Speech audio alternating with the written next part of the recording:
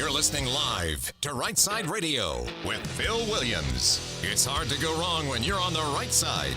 Rightside Radio. Solid, conservative, and just plain right.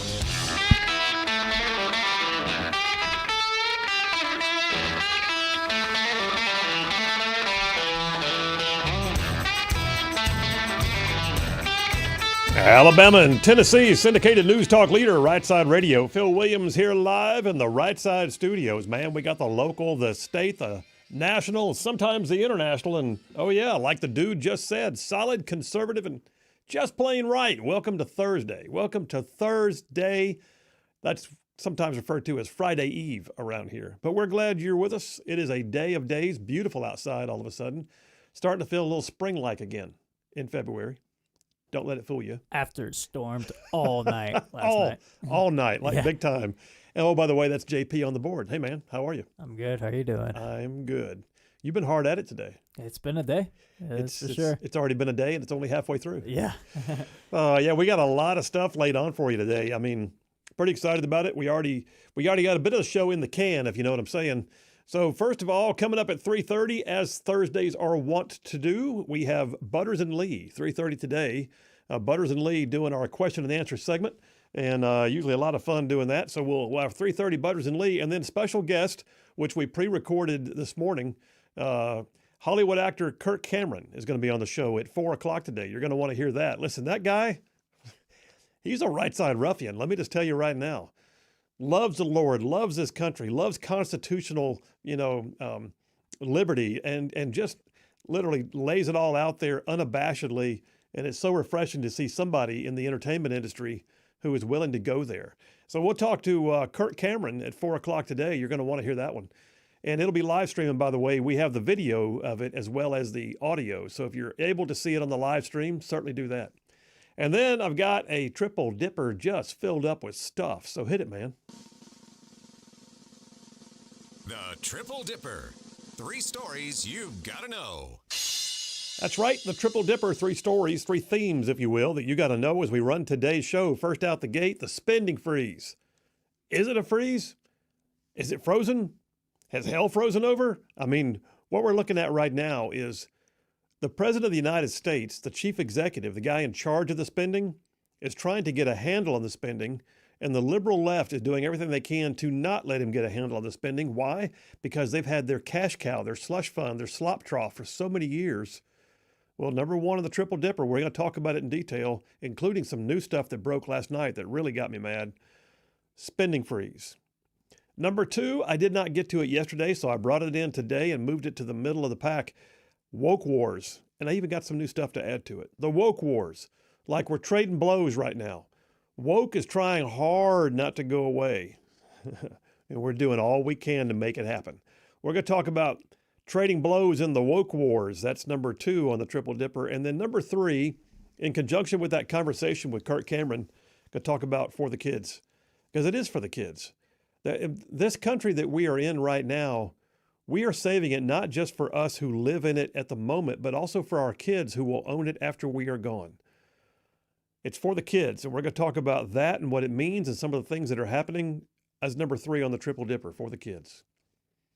All right, let me move on into my opening monologue, the Right Side Way monologue. I remind you guys that every single day, attorney Stan McDonald is the sponsor of the Right Side Way monologue. Stan McDonald, partner at the law firm of Wilmer and Lee up in Huntsville, 30-year veteran in the practice of law, and I'll tell you more about him here in just a minute. All right, let me just say, starting my monologue off, I got to tell you, I have lived a full life, and I know it.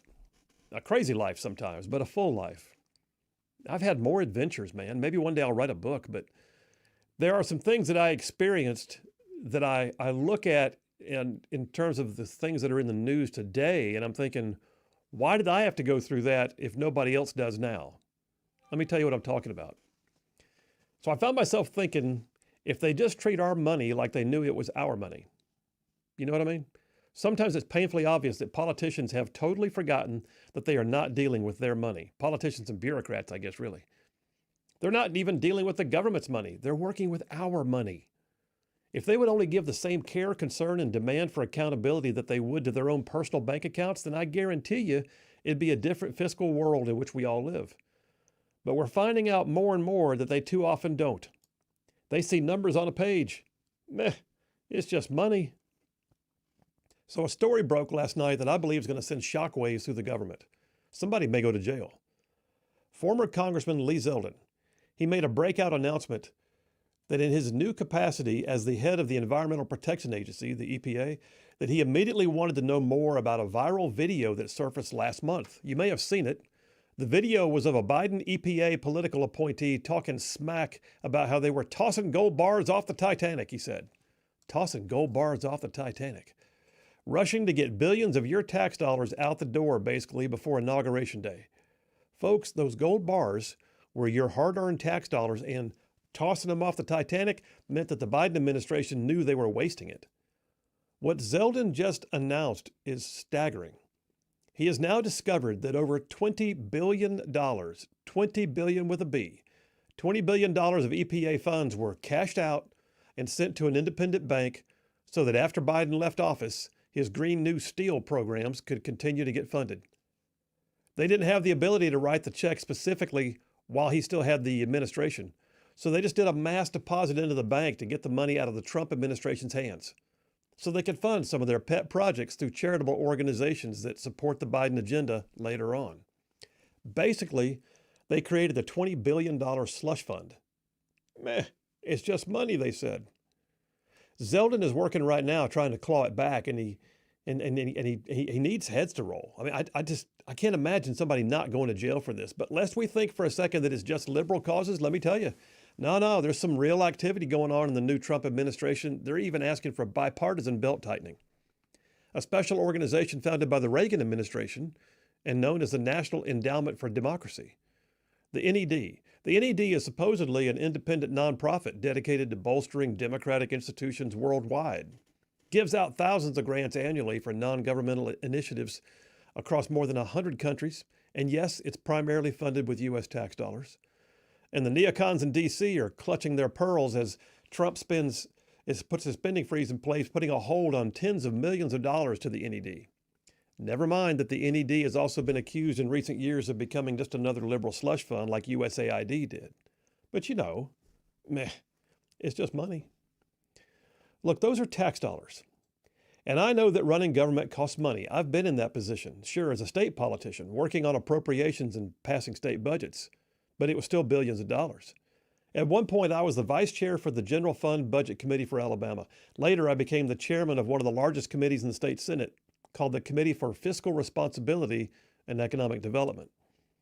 But the place where I really found myself sweating bullets over somebody else's money was in Baghdad. In 2004, I was attached to an infantry battalion in central Baghdad. And as part of my duties, in the middle of all of our combat operations and getting mortared and dodging IEDs and all of that, I was also the pay agent on numerous rebuilding and governance projects in our area. Basically, in an effort to help rebuild war-damaged infrastructure and facilities, mostly to help overcome decades of Saddam's neglect.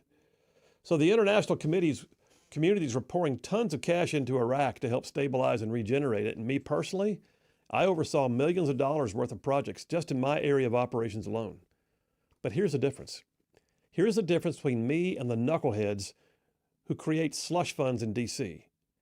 Me personally, I had to sign for every single penny, and if 1 cent was missing, you know who was on the hook to repay it. I mean, no pressure, right? Look, I actually had a safe in my hooch on the fob. It was a good-sized safe, about like a small refrigerator. I kept it covered with an old camouflage poncho liner, and I put stuff on top of it to make it look like it was some kind of makeshift table. Only 2 people had the key, myself and the battalion XO. At one point, I had over $750,000 in cold hard cash in that dang safe at the foot of my cot, right there in the middle of Patrol Base Volunteer. And drawing the funds, that was an adventure in itself. It was an hour or more to get over to Division Main at Liberty, to Camp Victory, to the finance office. And my team would have to suit up and load up our upper armored Humvees, gather up our security detail with additional 4 gun trucks, basically the equivalent of a platoon-sized element of Joes locked and loaded. And I always carried this black bag. Put the money in it, right? One of our first such forays, I told the convoy security that, listen, if something happens to me, Make dang sure somebody gets the black bag. I found out later on that the black bag became kind of infamous. It had a mystique. The guys in the detail would always speculate what I had in the black bag. Man, let me tell you, I'd go in there to draw those funds. It was a nerve-wracking experience. Hey, sir, Major Williams, I'm here to draw funds for Rasafa District projects. Yes, sir. How much was it this time? I'm approved for $227,000. Okay. At which point the guy would go in the vault and come out carrying bricks. I mean, like actual bricks of cash. I assume you want to count it all? Yeah. Okay, these bundles are straight from the U.S. Mint. These are unbroken. They still bear the seal of the Mint intact. Each of these bricks is certified to contain $10,000. In my mind, I'm having a fit. But I just go, roger that. And then he shows me one that had a broken seal. Yeah, we ought to count this one, I guess. You think? So he drops a thick 5-inch stack of $100 bills in a counting machine, and it speeds through it in seconds with a digital readout telling me the amount. And I just looked at him and said, do it again, please. And I asked him, he did. And then I asked him to do it a third time. And then he gave me the forms. He had me sign for every last dime personally, under penalty of personal guarantee that I would be compelled to repay any unaccounted for funds. And then we get back to the fob with my bag full of money, the infamous black bag. I go straight to my hooch. I called one of my best men on the Motorola radios we carried, and I just used his nickname. I said, hey, Jokers, Chappie, it's time. Meet me down at the hooch. And he knew it, and he hated it. Oh, God, he'd say, Roger, sir. And he and I would recount every bill, label the stacks, seal them in envelopes, lock them in the safe. It was like we were handling nuclear launch codes for SAC-NORAD. Every project got paid, though. Every project got photographed and double receipted. To this very day, y'all, I still have all the paperwork showing that I cleared finance without losing a penny. And that was 20 years ago.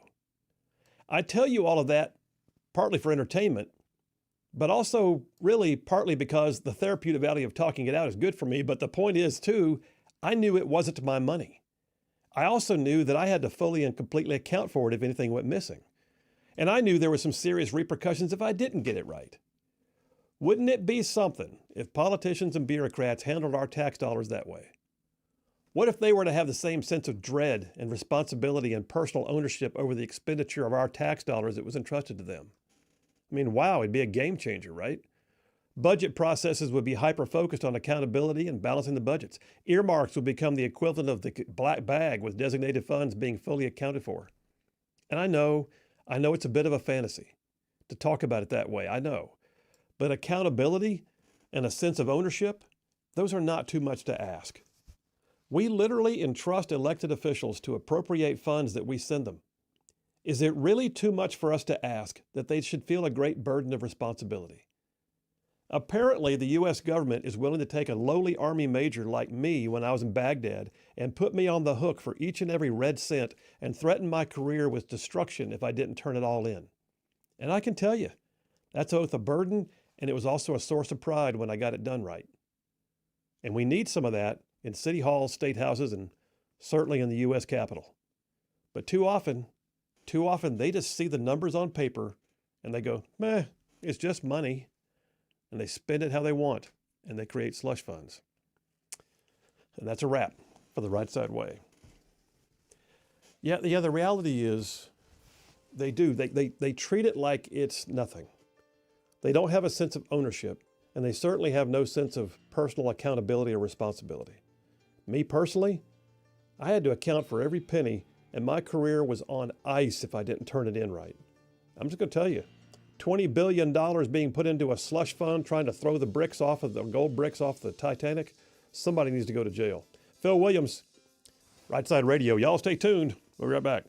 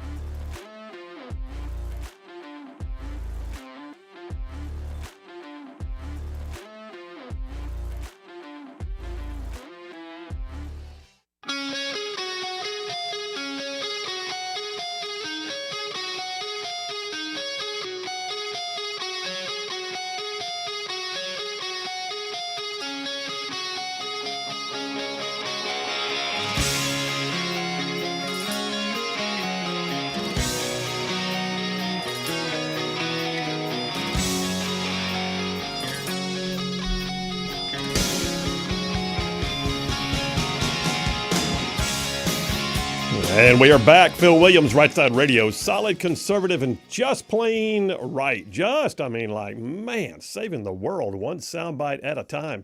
All right, text lines are open, 833-687-4448. That's 833-68-RIGHT. Text it or call it. I want to hear from you. And by the way, don't forget, like I said, at the 4 o'clock hour, we'll play the interview we had this morning with actor Kirk Cameron. I'm telling you right now, the guy's on fire. He's absolutely a right side ruffian.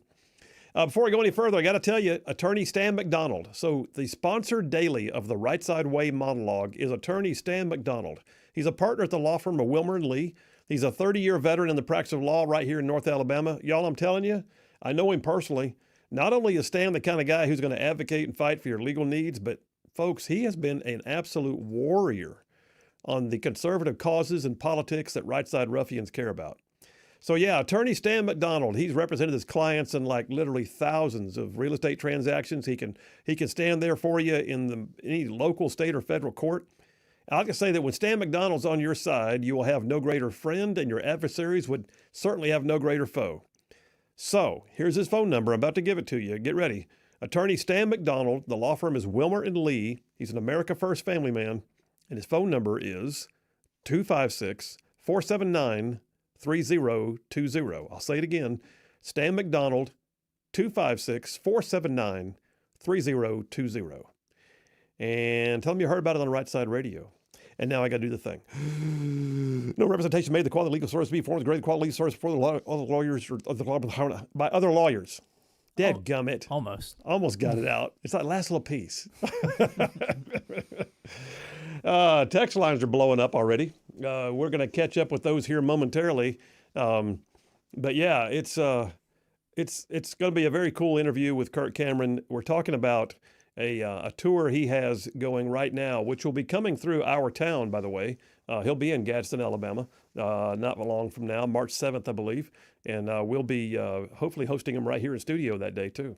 But yeah, Kirk Cameron at 4 o'clock today. And then don't forget Butters and Lee comes up at 3:30. And there's lots of doings right now. Breaking news, if you haven't already heard it, confirmation today of Robert F. Kennedy Jr. as the Secretary of Health and Human Services. Already been sworn in, too. Already been sworn in? Yep. Oh, dude. So he is the HHS Secretary. He is literally, that kind of surreal that a Kennedy is a cabinet position member or cabinet member of a Republican administration. It is pretty nuts. But I think that just speaks to the open tent that Trump has with his cabinet. Yeah. With him and Tulsi. They're assembling the Avengers, it seems like. Tulsi, did she get sworn in yesterday? Yes, she did, yes. All right, so Kash Patel's next, and my understanding is Kash Patel came out of committee with a favorable report today. So it is moving him to a floor vote by next week, we believe. All said and done, the cabinet's coming together, and things are happening. We'll talk about it more in a minute. Phil Williams, Right Side Radio. Y'all stay tuned. We will be right back.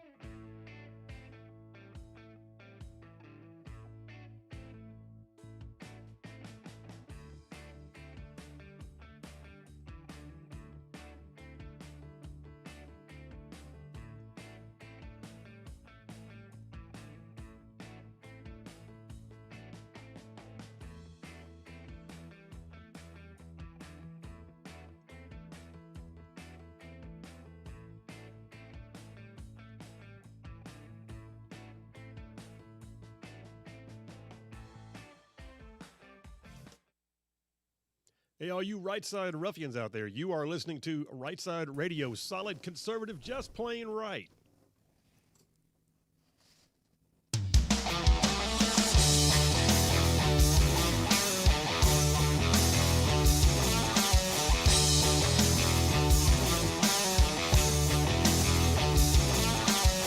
And we are back. Phil Williams, Rightside Radio, solid conservative, just plain right. I'm saying, man, covering down on some major ground across the southeast U.S. of A. Y'all, I'm talking about this show goes like from Huntsville back over to Chattanooga.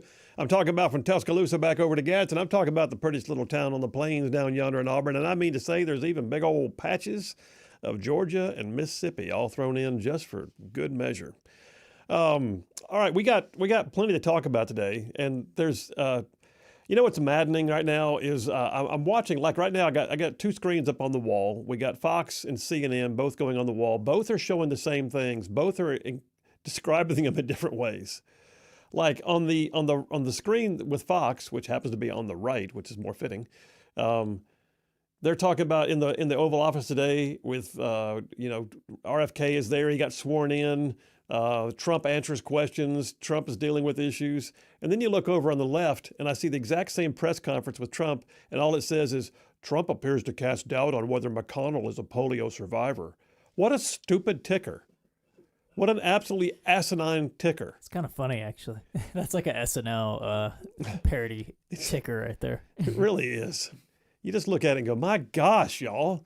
You're in the Oval Office for an hour for the fifth time this week, asking him any question you want about Ukraine, about spending freezes, about cabinet members, about the economy. They're just running the gamut. All they can do is go, well, Trump appears to cast doubt on whether McConnell is a polio survivor.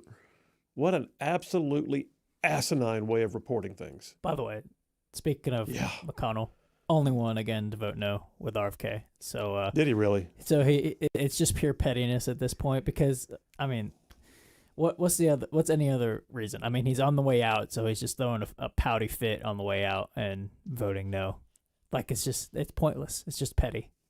Meanwhile, he freezes up at microphones. And he's in a wheelchair falls still, by down the way. on the stairs. So he gets wheeled in to vote no and then gets wheeled out, which, I mean, that image is just in my mind of just like they're dragging him along just to vote no. He's just like frail. Yeah.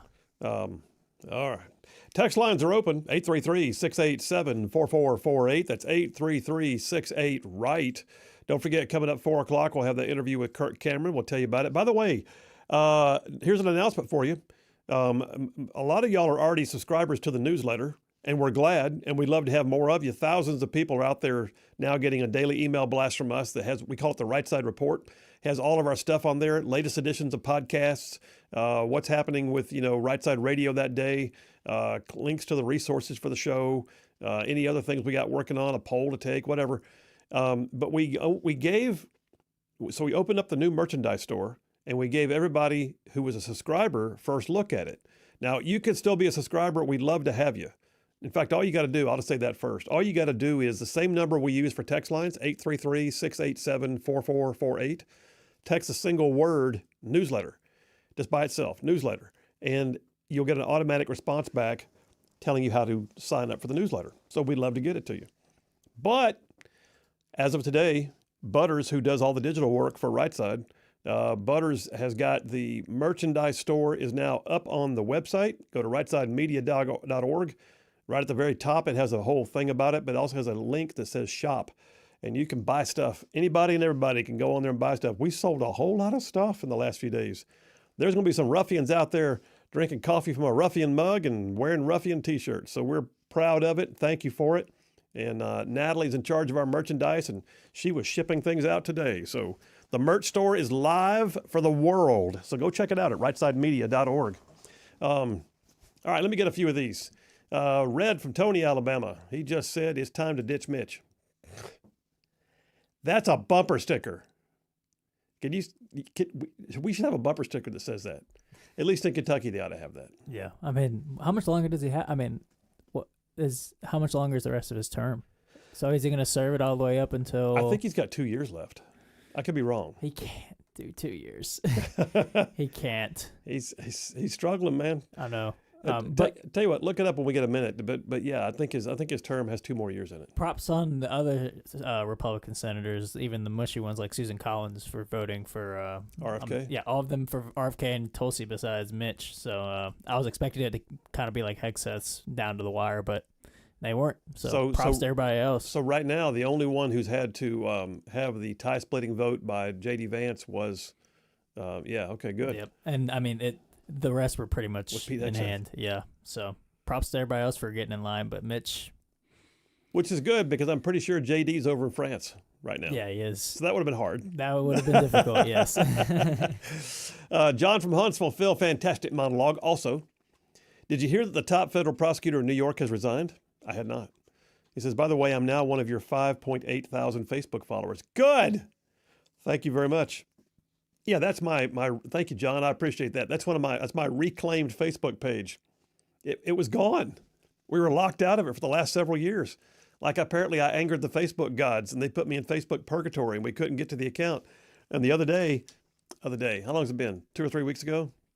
What, that we got it back? No, that you and I talked about it. Oh, yeah, about 2 or 3 weeks ago. Yeah. We're talking on like, I used to have this account and you went clickety, clickety, click. Is it this one? Yeah. And we could see it all of a sudden again, but now we couldn't get into it. So we got into it and we are now streaming on it daily. Almost 6,000 followers on there. I'm reconnecting with people I hadn't had a chance to connect with in quite a while. I'm glad of it. By the way, Mitch McConnell is serving until January 2027. So yep. We'll see if he physically can like do I said, it for that long. 2 more years. Allie from Athens says, Colonel Williams, we were on the hook for inventory and ping pong paddles. Oh, I believe you. In Baghdad, let alone Halo games. Says pressure. Oh, yeah. Pleasure. That too. I would do it all again. I know you would as well. I would. But I was younger then too, Allie. But thank you for your service to our troops. Jeff from Indiana says, hey, Phil, it might help people to understand how much $20 billion is. 1,000 million is a billion. Therefore, that money could buy $20,000 million homes. Just keeping things in perspective. My gosh. And they just, it's just money. And they took $20 billion and created a slush fund thinking nobody was going to find out. Did they really think nobody was going to look at the tranche and go, where'd the money go? I don't know. Well, they found it. And now they're reclaiming it. Bordeaux from Harvest says, that monologue reminded me of why we need term limits. We also need to flush much of the bureaucracy. There you go. Scott from Athens, awesome monologue. Says, Data Republicans interview with Steve Deese today was astounding and with a revelation. Said God has really gifted this young deaf and blind lady for these times. May God's protection and blessing always be upon her. Okay, that's I don't know what all we're talking about right there, but that's very interesting. I need to check that out. Thank you very much. Bruce from Springville. Phil, what you described about the slush fund defines money laundering. That's exactly right. In fact, one of the things that's been wondering about, I saw it announced last night. I actually watched the video of Lee Zeldin doing the announcement. Because, when you see things on social media, I encourage you, take it with a grain of salt sometimes. People get out there and they just say stuff. But when Lee Zeldin himself is the one saying it, when he says, ladies and gentlemen, I want to make an announcement, and he's the one doing the video, it's real. But then I see all the comments. And one of the comments was that additional fines seem to indicate that there are 8 NGOs who were lined up to begin receiving money from that $20 billion slush fund. 20 billion divided by 8 goes a long way. And I can't help but wonder how many former EPA employees were suddenly working at those NGOs. You know what I'm saying? How many of those former Biden officials are suddenly in line to get something as a subcontractor to one of those NGOs? Just maddening. They better reclaim that money. They better. Brian from Huntsville says, Mitch and Mitt, both whiny babies because they never made the Oval Office. All right. I got Karen from Ozark. Hey, Karen from Ozark says, hey, big brother, happy to see you back on Facebook and join your take on the goings on currently. As a former, I know what she means too, as a former rougher, I'm loving the merch and being a ruffian now. Karen, I saw that you'd ordered something today. I pointed that out in our staff meeting. And awesome. Thank you very much. Hello to Eric. And glad you're in the loop. And then I got a brand spanking new texter, Shane from Lacey Springs. Shane, we're glad you're in the loop, man. Glad also, and he wants to know, are you on Rumble? Yes, we are.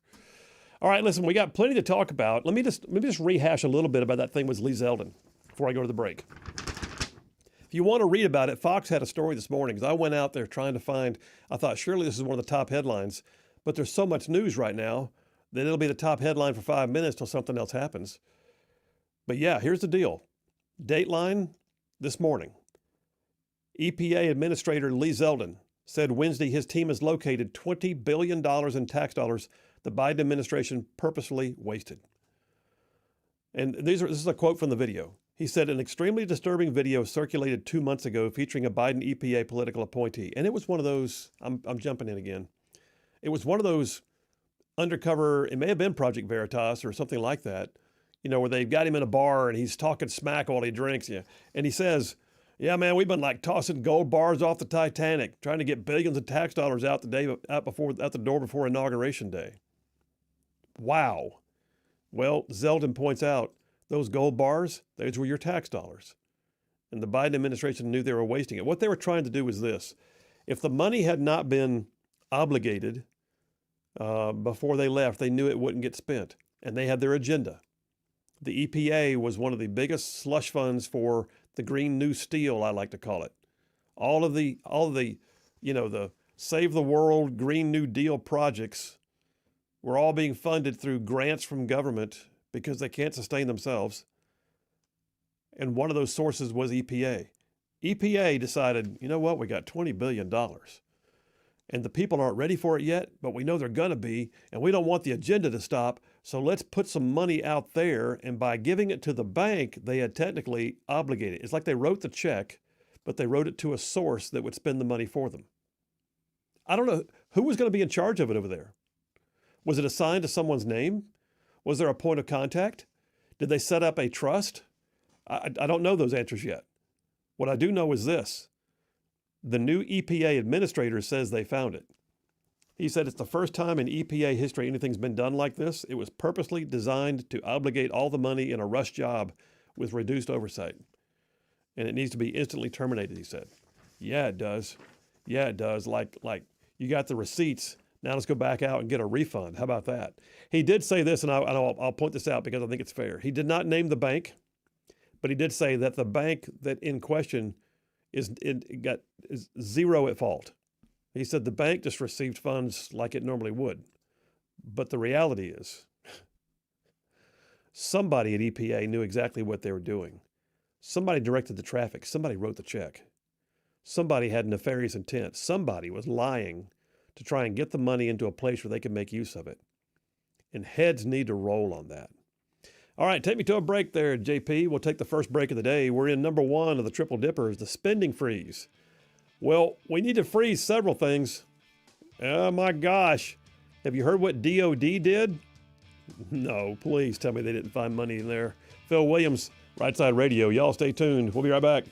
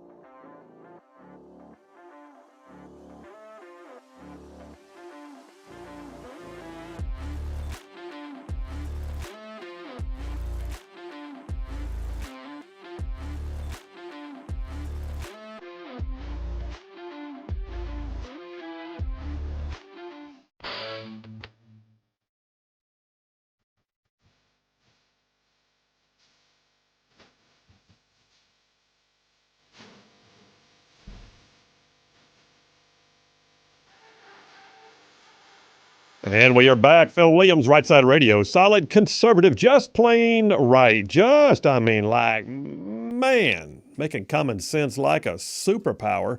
All right, so listen, I'm in this dipper number one, the spending freeze. So I'm going to talk about the freeze itself in a minute, but I got to ask you, why would you not want some things frozen? I mean, I'm talking like put it into complete homeostasis, like lock it down. But the libs are screaming. I mean, the only thing they've got right now is to scream and cry and clutch their pearls and wring their hands, and the sky is falling. I've said before on the show that when I was in law school, I learned from one of my professors this great saying that in the practice of law, when you're in the courtroom, if the facts are in your favor, argue the facts. If the law is in your favor, argue the law. If nothing's in your favor, just bang your hand on the podium and do the best you can. And the Democrats are doing a bunch of podium banging right now.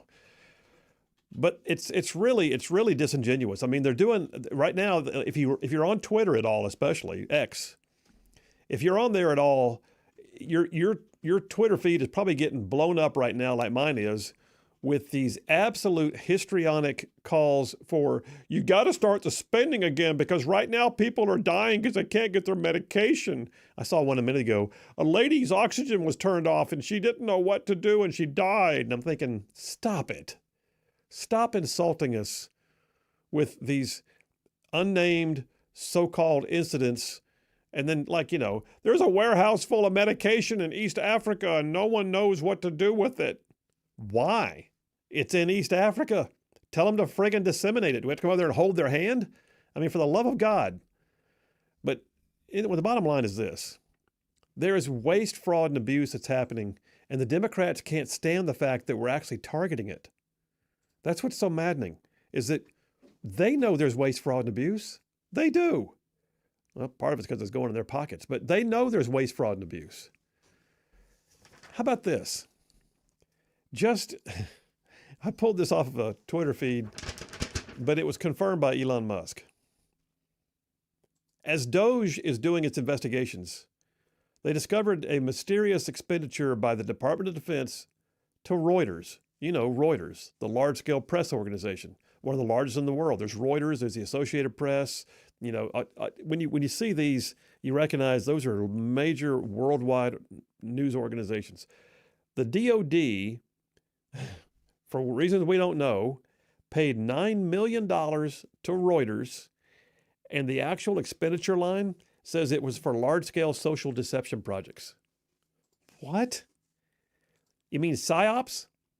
We are literally paying $9 million to a major media arm for some kind of a PSYOP experiment or plan or program? All right, that happened. Now, Department of the Army's research and planning is saying that it's for cyber defense and things like. Well, that's not what it says on the expense line. It says for large-scale social deception. And I got news. That's your tax dollars. And we don't know, where was it spent? Was it here? Was it to get people to get the vaccine for COVID? Because it was spent between 2018 and 2022. Interesting. So you got a part of it in the tail end of the Trump administration and a part of it in the beginning of the Biden administration. And we don't know what it was for or where it was for. But it was for large-scale social deception. $9 million out of the DOD. Now, Trump was going to be doing a press conference today, and he did. He had a major event. Not say major, it's not even major anymore. How do I say that? It's gotten so commonplace now for the press to be invited into the Oval Office. I'm afraid they're going to get tired of it. But yeah, we got Trump. It was free ranging. It's like, what do you want to talk about? What's your question? What do you have to ask? And they just ask him anything. It's like an all call. Town Hall has a piece that came out this morning, says that Trump was going to be delivering a bombshell press conference today about government waste, fraud, and abuse. Now, I have not been able to find any headlines saying that that's what he did yet. So I'm not sure if this is following through yet or not, or if it's going to be a separate press conference. But Trump said in advance, I'm going to read you some of the names that hundreds of millions and even billions of dollars have been given to. And if you tell me we should be giving money to those things, those entities, I think you'll probably have to leave as a reporter because you're not very talented. Classic. Well, I saw it today. Apparently, when he was signing something, Caitlin Collins from CNN, one of the biggest embarrassments to Alabama, jumped in and he just politely said, "Excuse me, you're not supposed to speak yet," and then just went back to doing whatever he's supposed to do. It's like that. The reserved and calm but direct Trump with the press has been awesome. Oh my gosh! But you know what's interesting? There's a time when they used to shout things, "Mr. President," because they couldn't get him to answer, and they didn't know when they'd see him again. I say there's a time. Biden. Yeah. There's for 4 years the press didn't know if they'd ever be able to talk to the guy again, because may not see him for another may not 2 see him months. for about he's going to call a lid at noon. They're going to see Trump again next hour, so they're not having to scream at him anymore. Anyway, the bottom line is this: spending is out of control, and I got a little more on this. What's happening with the spending freeze? I'll tell you. Phil Williams, Rightside Radio. Y'all stay tuned. We'll be right back.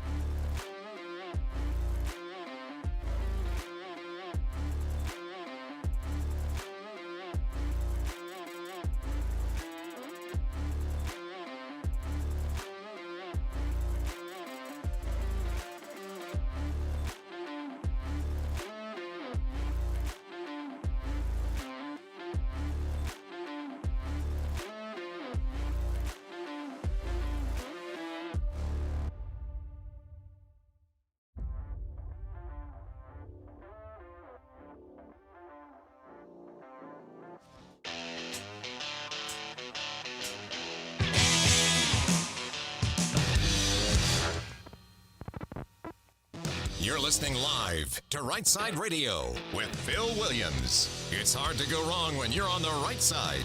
Rightside Radio. Solid, conservative, and just plain right.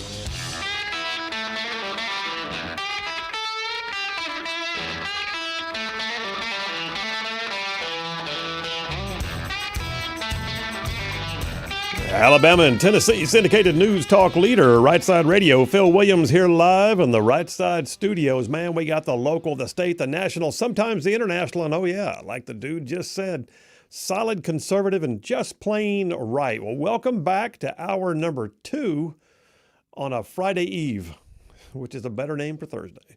Hour number 2. Hour number 1 just flew by, it seems like.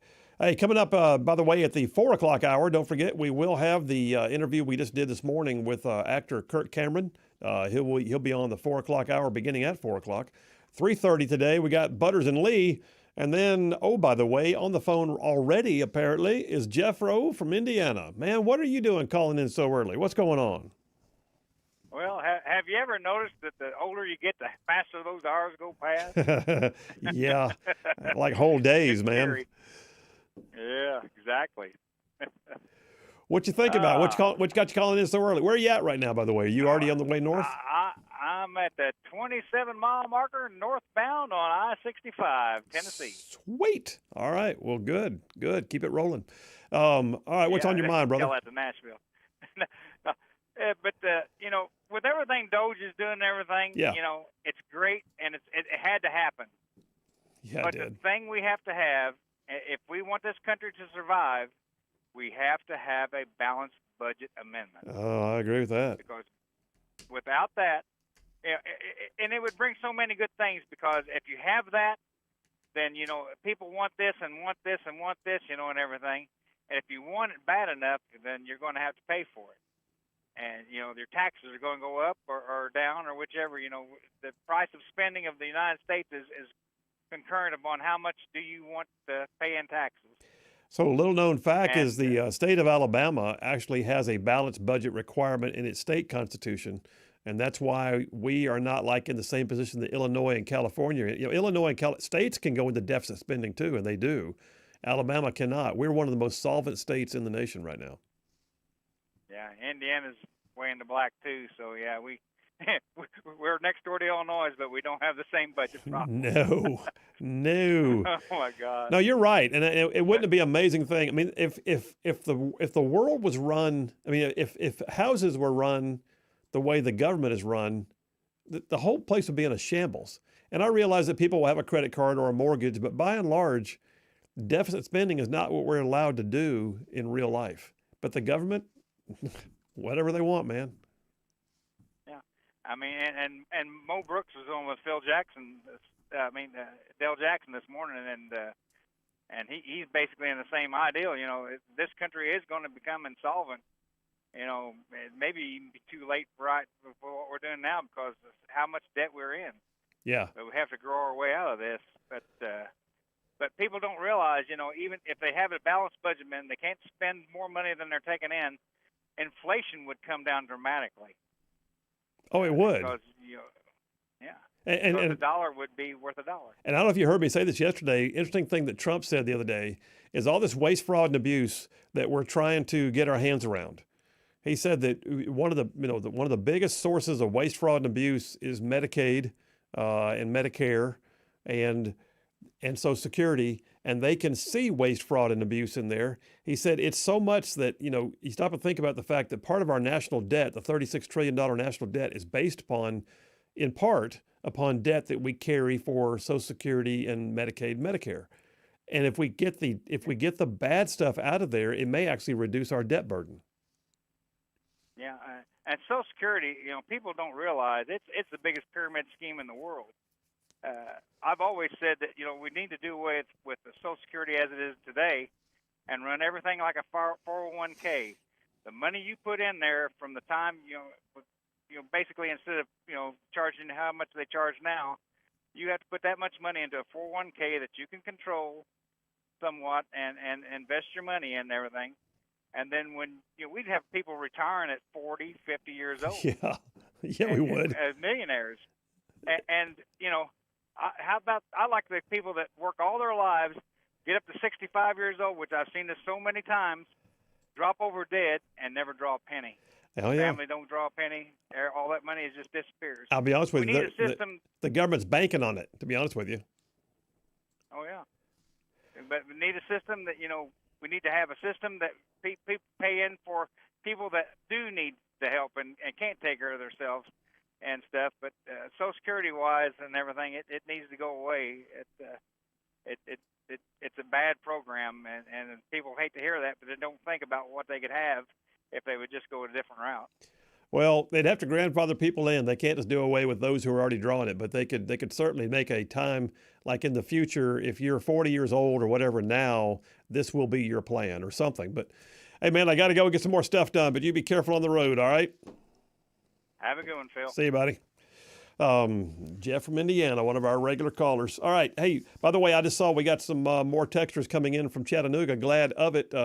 Kurt from Chattanooga says, nice to have you on in Chattanooga. You fill out my day just right. Got Chris Plant in the morning, Dan Bongino in the early afternoon, and you close out the day. Man, thanks, Kurt. Appreciate you.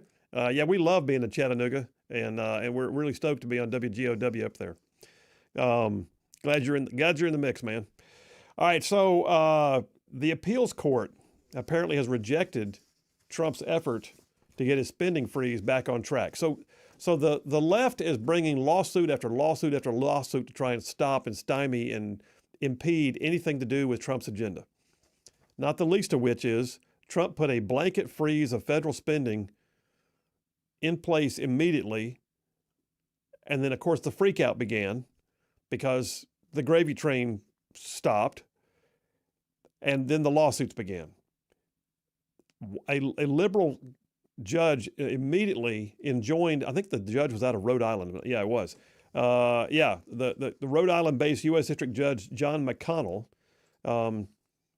is the one who said, no, we're not going to do that. We're not going to do that. You're now enjoined until this thing plays out. In lawyer language, an injunction basically means we're going to pause any further action that you are asking for while we work through the merits of the case to see what's going to be, in the end. Trump immediately appealed it. I say Trump. The Trump administration immediately appealed that ruling, and a 3-judge panel of the Boston-based First Circuit Court, according to Politico. Phil, did you go to Politico? I did. I'll go those places so you don't have to. The decision by a 3-judge panel of the Boston-based First Circuit Court of Appeals unanimously rejected his appeal. So basically, it's the first defeat in the overall fight. So the spending freeze is not frozen per se. I assume that they are moving forward. Here's the interesting dynamic. That judge, Judge McConnell out of Rhode Island, turns out that judge has quite the history. Now, I'm not prone to do this because I realize that judges are like other people. They're allowed to have an opinion. But judges are also required, typically by the canons of judicial ethics, to be bipartisan, nonpartisan, and to be careful about what they say about anything that could be considered political. Not this guy, apparently. The same judge that just said, you can't have your spending freeze right now, is the same judge who not so long ago was calling Trump a tyrant and basically got his judgeship by buying it, in a sense, by $700,000 to Sheldon. He's a huge Democrat contributor. He's also an official, by the way, of a nonprofit that receives massive federal funding. Yeah. He's on the board and leadership of something called Crossroads Rhode Island. And they take in a ton of money on federal grants. So what do we have here? We have a classic case of a judge that should have recused himself from the case. I have never had to ask a judge to recuse, although I've had judges recuse of their own recognizance because they believe that they've got some knowledge of the case or some relationship to the case, and they have to step out. I've also seen, though, where occasionally a judge will be asked to recuse because we can perceive bias and they need to know, and so the thing to do is put them on notice. I suspect that we're going to see a claim of judicial bias coming from the Trump administration now that all this is coming out. I mean, how does this guy do this? He sits as the chair emeritus to a board of an organization that receives massive federal subsidies. He gave tons of money to Democrat causes. He has openly called the President of the United States a tyrant, and now he's ruling against him in a court case. But you didn't see yourself in need of being, called to resign. Now, don't worry, though. Good things are happening. Fox News has a story came out this morning. Doge boasts dozens of contract cancellations just on Wednesday alone, totaling $150 million in savings. Y'all, if they keep this up, we'll be like at billions per month. So Doge announced the cancellation of at least 58 contracts on Wednesday, according to Fox News, resulting in more than $150 million in savings for the American taxpayer. I mean, it's just the things they're finding and just saying, nope. Where's my sound effect? Give me an fuerte. Just. Yeah, it is afuera. So the bottom line is they're finding contracts left and right that do not fit into the status of being essential. And they're just canceling them. Saved $150 million. Oh, by the way, just yesterday, mic drop. It's only Wednesday when they did it. Halfway through the week, what's another $150 million? All right, we're taking a break, you guys. I got plenty of text messages to catch up on. Don't forget, coming up bottom of the hour, Butters and Lee, Phil Williams, Rightside Radio. Y'all stay tuned. We will be right back.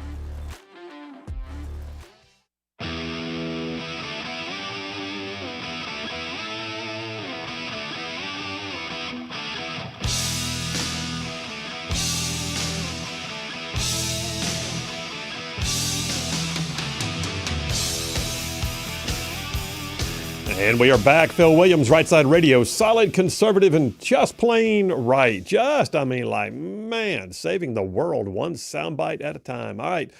We got a bunch of commentaries from people. Now we got some we're not going to read because there's haters out there. What that one guy call us Nazis? Yeah, not just Nazis, Nazis and Nazi sympathizers. Oh, we're Nazis and Nazi sympathizers, meaning we sympathize with ourselves. That's awesome. I mean, hey, we appreciate him watching. Oh yeah, yeah, skull full of mush. All right, all right. Yeah, by the way, just hang with us, brother. Maybe there's a cure for you. Yeah, maybe we'll wear on him. Yeah, there's a cure. But we did get a comment from Dan Hardy on Twitter, or X, excuse me. He said, "Do you think we could get SecDef Pete to bring the 4th AL tab back to the 1167?" Sorry for being a little off topic. I think they did away with it because it was offensive. Yeah. It's offensive to who? Yeah, so I was the battalion commander for the 1st of 167th Infantry Battalion in the Alabama National Guard. That is legendary. It dates back to like 1836. It had its first foray into the Seminole Wars down in as a militia down in Florida. Defended the homeland basically. Became a Confederate unit in the Civil War. It was designated as the 4th Alabama. Was legendary and fought at Little Round Top at Gettysburg, Manassas, actually both Bull Runs. It was Appomattox Courthouse, was everywhere, and then got federalized for duty in World War I and became legendary again. There's a statue built on their honor on a battlefield called Croix Rouge Farm in overseas in France, and all the way up through now. And I was a battalion commander about 10 years ago. One of the honors of my life was to have that guidon passed to me. So what he's saying is we used to wear a tab on our uniform, just like a Ranger tab kind of thing, but it said 4th Alabama because that was part of the legacy. And so, you know, when they renamed all the posts, they stripped away that tab. No one's allowed to wear that anymore. So I've got one of the bootleg tabs. In fact, just the other day, Charlene said, "You need to get rid of that shirt. I don't like that shirt you have that has that thing on it." And I said, she doesn't mind the tab. Let me rephrase. She just doesn't like the color of the shirt. But I'm not going to because it's the only, you're not going to be able to get it anymore. It's got the 4th Alabama crest with the 4th Alabama tab on it. Anyway, to answer your question, Dan, long answer to a short question. I don't know. I doubt it, but nonetheless, I would agree with you. I think it was part of history and they should bring it back. Brian from Huntsville says, right side Nazis? Not right side nutsies? Okay. I'm not sure what just happened, but okay. Jerry from Decatur says, nice Doge, like doggy, nice doggy. By the name of Elon, got his nose to the ground following the money. Yes, he is. Jerry, by the way, airborne to you, and I hope that you heard me talking about the renaming of Fort Bragg earlier this week. Nani from Beverly Hills says, one way... People are voice texting, and I can't figure out what they're trying to say. I think it's one way to top all these these liberal lawsuits. Is loser pays. Yes. So there is a clause sometimes in litigation when you file it called loser pays, which basically says, yeah, you could sue the state, but if we have to wind up spending tax dollars to defend your ridiculous lawsuit and we win, guess what? You have to pay the fees. We'll see. But yeah, I see what Nani, thanks for that. Nani from Beverly Hills, Florida.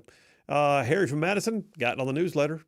Jim from Huntsville says, hey, Phil, in regards to the leftists complaining about spending, I'll just say, I'll take things that didn't happen for 1,000, Alex.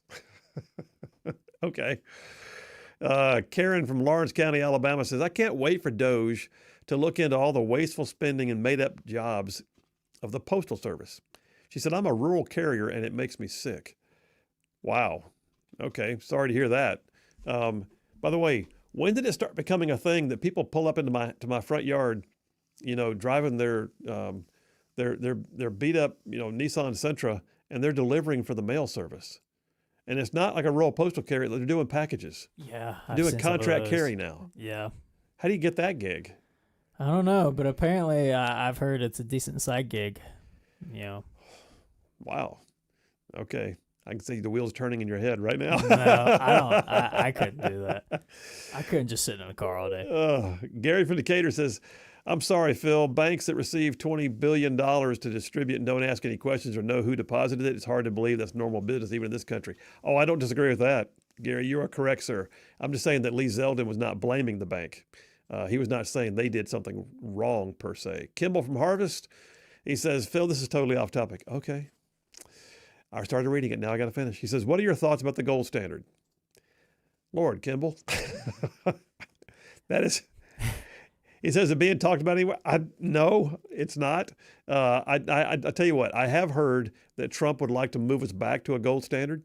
But I do not see that being as a front burner item right now. There's even talk about it being done at the state level, but it's still not on the front burner right now. John from Lexington, South Carolina, as an NGO, how are you non-government when all your funding is from the government? I asked that question yesterday. John from Lexington, you are so prescient, sir. You are on the money. No pun intended. Well, maybe intended. But yeah, if you're calling yourself an NGO, a non-governmental organization, but all your funding comes from the government, are you really? And then Jimmy from Somerville, y'all see the $1 billion slush fund, $20 billion slush fund? Yes, we did. Where you been, Jimmy? We've been talking. All right, y'all, we got plenty of stuff coming up. Butters and Lee is next. Phil Williams, Right Side Radio. Y'all stay tuned. We will be right back.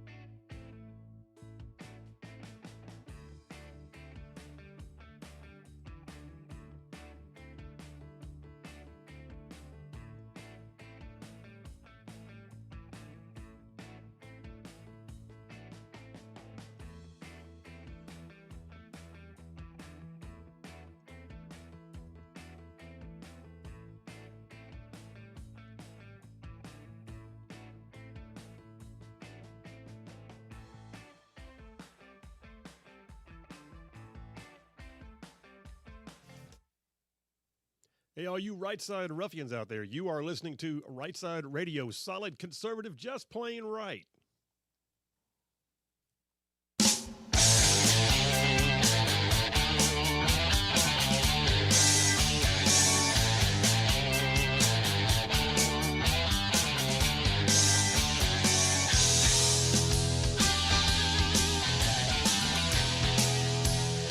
And we are back. Phil Williams, Rightside Radio. Solid, conservative, and just plain right. Just covering down on some major ground across the southeast U.S. of A. Y'all, I am talking about this show goes from Huntsville back over to Chattanooga, from Tuscaloosa back over to Gadsden, all the way down yonder to the prettiest little town on the plains called Auburn. And I mean to say, even in big old patches of Georgia and Mississippi, just thrown in for good measure. All right, this is that time of the week when I enjoy bringing in two other people who are part of the fabric of the show. They're part of the family, the Rightside family here. They're ruffians, they're OG ruffians, and they are truly folks that we can't do without. So I like to call the roll first. So coming in by Clean Feed Connection, the man in charge of all our digital stuff, doing good things, and oh, by the way, building the Rightside store. Hey, Butters, are you there? I am here. Smooth, silky smooth. All right. And War yeah. Eagle to our listeners in Auburn. Oh, absolutely. There you go. All right. So Butters is here now, reaching north, calling in by phone from the great Madison County region, Huntsville area. That would be Lee from Huntsville. Hey, Lee, you there? I'm here. We have a quorum. It's Butters and Lee. Hit me some whoop-whoops. All right, you guys. You know the deal. We ask questions. I asked the first round. Y'all asked the second round. So the first round question here for you. I almost half expect this was going to inflame some passions. So control yourselves. All right. There's legislation right now in Montgomery. Actually, State Representative Joe Lovern from Auburn. Legislation being proposed in Montgomery right now that would allow college athletes who get all that NIL money, allow them to receive it tax exempt. Like it's income to them, but they would not have to pay taxes on it. I want your thoughts, and I'm going with Lee first. Lee, what are your thoughts on this? And I know you probably think you know how I'm going to answer this, but you would probably not be correct. I do not think that they should receive tax breaks for NIL money. I think that it's money earned in our state. They should pay tax on it like everybody else. They don't get special exemptions because they can throw a ball or catch it or dribble it or whatever. I believe that NIL and the portal have is it truly attempting to ruin college baseball entirely? I mean, the football entirely, and I don't know about any of the rest of the sports, but I don't think it's a good thing. And as a matter of fact, I think they got to look at ways to cap this. We can't keep going the direction we're going. It's getting insane. You know, when you're just offering some kid, hey, if you'll go in the transfer portal, I'll give you $3 million. This isn't what NIL was set up to do. And Right. I think there should be caps, like you would cap an NFL team or something like that. I think there should be caps on how much money can be given out based on NIL. I don't know how you would cap that, but you know what I'm saying? To prevent just teams that have endless supply of money from just purchasing the best team. Now, granted, I've been an Alabama fan my whole life, and we had quite a role there, but it wasn't because we were paying them, it's because the coach we had. And so, yeah, we had a bunch of 5-stars sitting on our benches, and we loved it, and that's not what we have now. But I still think, why should they get this? Why should they get their money tax-free? I don't understand. I don't even know why someone's proposing that.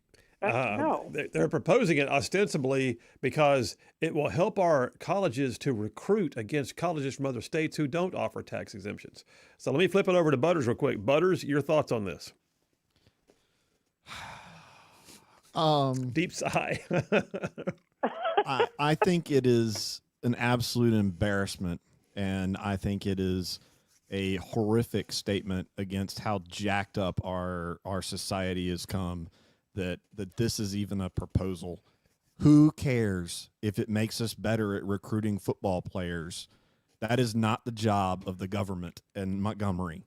They should stay away from that, to the point of why do they get funds? Because the first thought that comes to my mind is if anybody does, it should be our first responders and our veterans. and perhaps even our teachers should get tax exemptions before football players. I'm all for free market economy. That's great.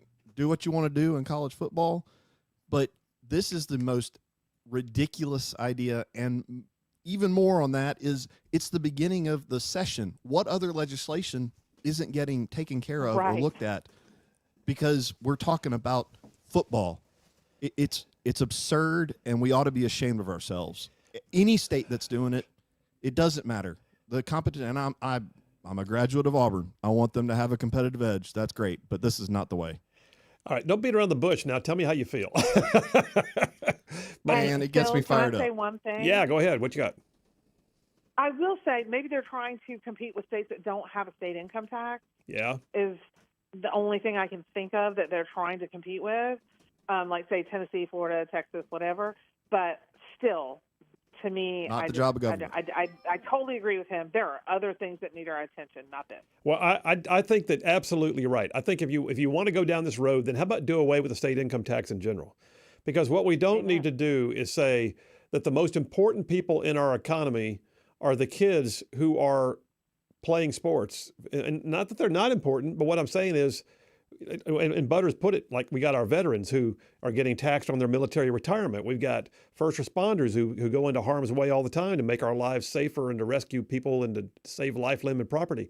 We got any number of people out there who do amazing things. Teachers, you mentioned it. Yeah, I've got teachers in my family. And I would love to see what I would call a more reasonable approach to the idea of tax breaks, because I'm all for tax breaks. And I got all kinds of grief yesterday, by the way, on the Grand Council with Jeff Poore and Dale Jackson. They're like, Senator doesn't like tax breaks anymore. No, dude, I don't like stupidity in state government. And this is ridiculous. And if they go down this road, then you're going to have a little patchwork quilt of carve-outs. And we don't need that. Just do away with the state income tax. Be like Florida. It can't hurt, or can it? I don't know. Let's just try it in a different way. All right, good job, guys. Great. Before I run out of time, let's jump on question number 2 here. I'm going to go national now. Let's talk about spending in a different place. So Trump is talking about tariffs again today. He's talking about what he calls counter tariffs, meaning if there are any efforts to tariff us, that there will be an automatic response. So some are already saying if he does it, it's going to cause a spike in inflation. And here's my question. Is it worth it? Are you personally willing to say, I'll pay more for goods if it means, that we are stabilizing something on the international scene or the trade wars or foreign policy gains? I want to hear your thoughts on this. You first this time, Butters. I'm all for Trump using all the tools in his toolbox available to him to accomplish the goals which he thinks are best for the American economy. So I say that, I don't know how it plays out, but clearly, Trump has a tactic of going, to one extreme and threatening or throwing something out to get what he wants. And so far, he seems to be doing a pretty good job with this stuff. So sure, I'm absolutely willing to see how it plays out and come into some, common sense way of handling. Clearly, what we've been doing doesn't seem like it's working all that great. Okay. All right, Lee, your thoughts on it. Tariffs, yes or no? Well, yes or no, that's a bit. I say yes sometimes. You're talking about the reciprocal tariffs, right? Yes. And they've been tariffing our goods for so many years, and we aren't tariffing theirs, that people don't even understand what's going on in these different countries. Yeah. And I'm willing to pay more in the short term if it's going on the back end to lower cost in the long term, because our economy can take a certain amount of hits that most of these countries' economies cannot. Period. They cannot. Why do you think Mexico folded like a, dirty napkin when we threatened them, with tariffs right before the Super Bowl on their precious avocados? They just can't take it's like Canada. They talk a great game, but their economy can't take high tariffs from us. They just can't. Yeah. And people here won't be happy with the tariffs and the resulting increase in prices. But if that eventually causes a reduction in prices later, I'm willing to go along with it. But, you know, Europe is funky the way they do taxes. You know, and they have that value-added tax or VAT taxes, and, you know, the way they embed these taxes and things. It's just they haven't been fair. Most countries have not been fair with us when it comes to tariffs. They just haven't. Yeah. And with us pushing these tariffs, you know, go ahead. It's more of a we'll see. I'm not going to say 100% that every tariff is going to work, but I think we have to try something different. Well, I think you're right, and I think this is absolutely a tool in the toolbox, and I think that's the phrase that Butters used.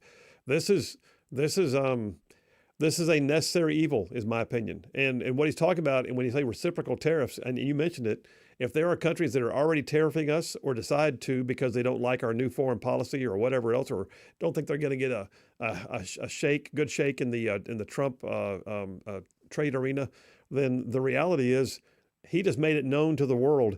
If that happens, you will be tariffed in return. And I think, to your point, Lee, we can sustain it more than they can. Will we pay more potentially on some goods? We might. It might create a trade war, but most of the world cannot sustain a trade war with the United States. China, the EU in general, maybe, but generally speaking, no.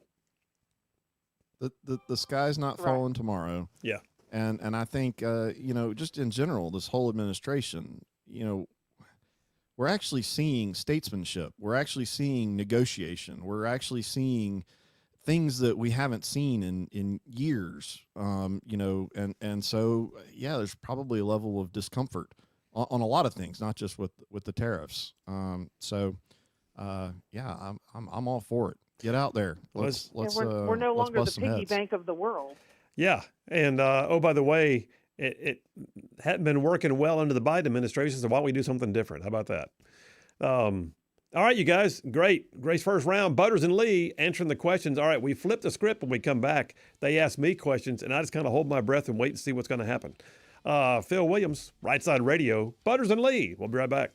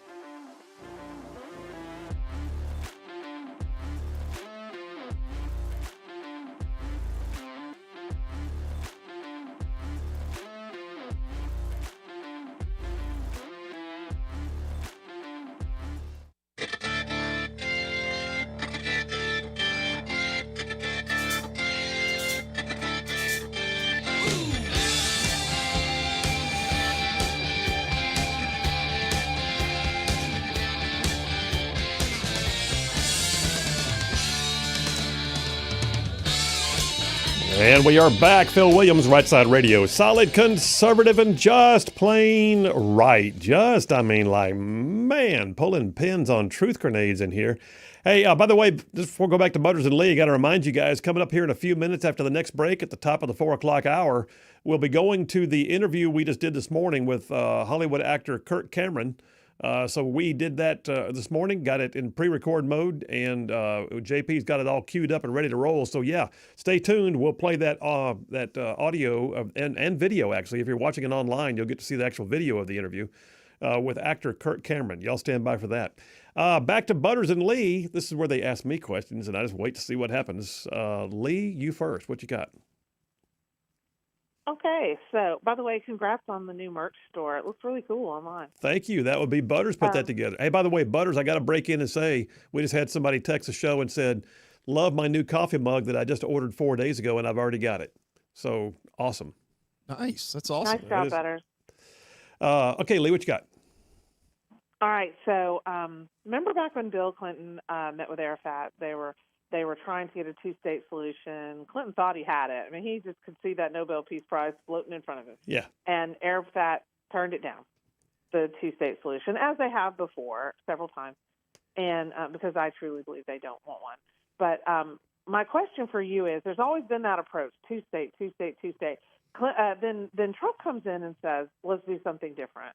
Let's make a golf course out of Gaza or whatever, hotels, golf courses. We're going to make it fabulous. What do you think that his motivation there was to shock people? Because it certainly is something no one's ever suggested before.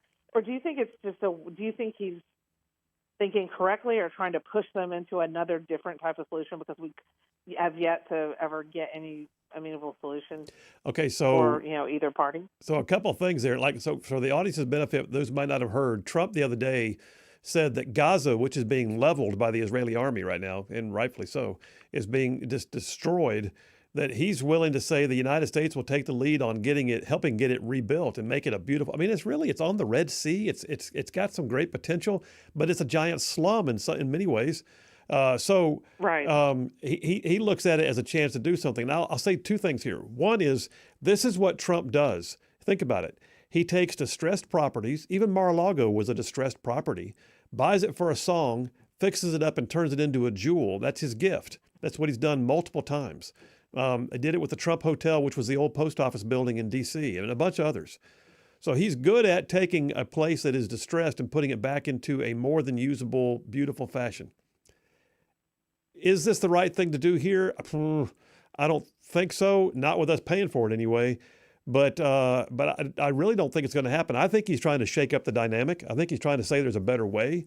I think Netanyahu's response to that was, no one has ever thought so out of the box like this, like you have.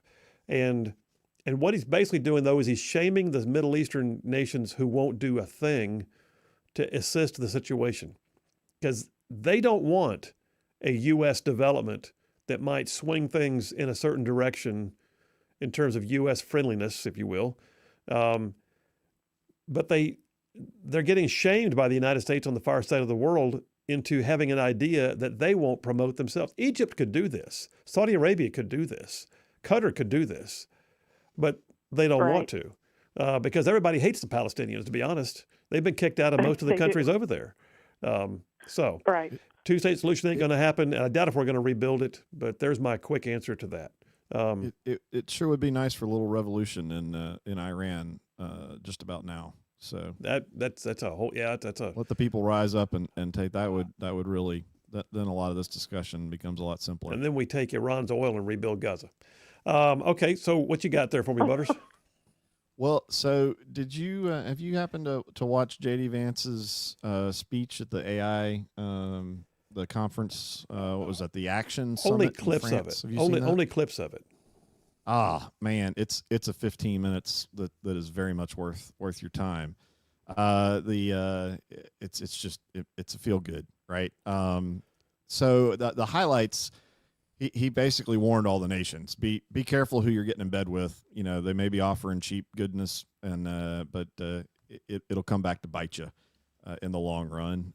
He said America will always focus on putting Americans first in the development of AI, in particular the workforce. I mean, he wasn't. He didn't beat around the bush. He went straight to clear. Saying what I he got about a means. minute and a half, brother. Yep. And then he said AI will not be built by hand-wringing about safety. It will be built by building. What are your thoughts on getting out in front of this AI stuff? Well, thank you for leaving me 35 seconds to try and answer that question. Let's see here. I think the bottom line is think of what would have happened if Kamala Harris was president, because the last time she was asked a question about AI, she starts off by going, now, AI, that's an acronym, and it stands for artificial intelligence. And then she giggled, and she tried to talk, and it didn't make sense. He gets up there and for 15 minutes opines in a cogent fashion about something that defies most people's ability to grasp it, and we think of things like, the Terminator. But here's the bottom line. I do believe that AI is with us, so I do believe that we're going to wind up having to have our hands around it in such a way that we can effectively use it without letting it destroy our. I'm concerned it's destroying education. I'm concerned that it's destroying creativity. I'm concerned that it's going to destroy, authorship. And next thing you know, we're going to have books that are written by computers. And then there's also the danger of what it does to personal security and then even international security. So I think we better get our hands around it. And there's my short answer to a long question. All right. That's it. Butters and Lee. Love you both. Thank you so much. And coming up next, we got our interview with actor Kirk Cameron. Y'all stay tuned. We will be right back.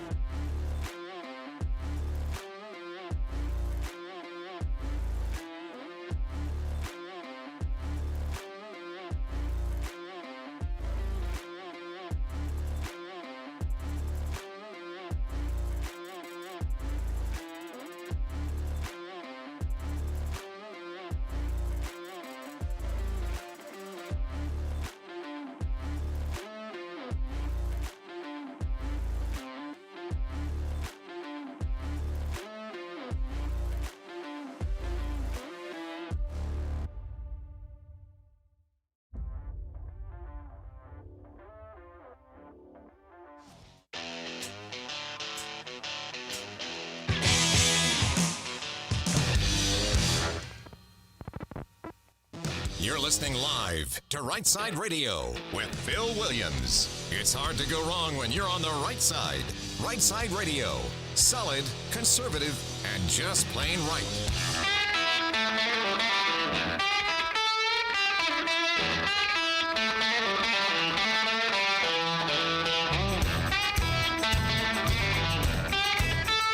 Alabama and Tennessee syndicated news talk leader, Rightside Radio. Phil Williams here live in the Rightside studios. Man, we got the local, the state, the national, covering down on all the issues. And, oh yeah, like the dude just said, solid, conservative, and just plain right. Well, you know, I said before that on this show, we will always do what we can to educate, enlighten, empower, and entertain you on what it means to be a conservative walking around in today's crazy world.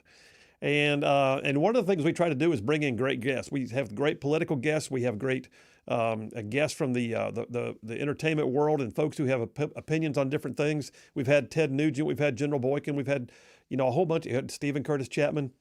Kirk Cameron's been on once before, and Kirk Cameron is coming back on again. So what you're about to see and hear, depending on whether you're online watching the stream or just listening to it by radio or streaming the audio, is an interview we just did this morning with Hollywood actor Kirk Cameron, who is making the rounds right now on a new gig he's got.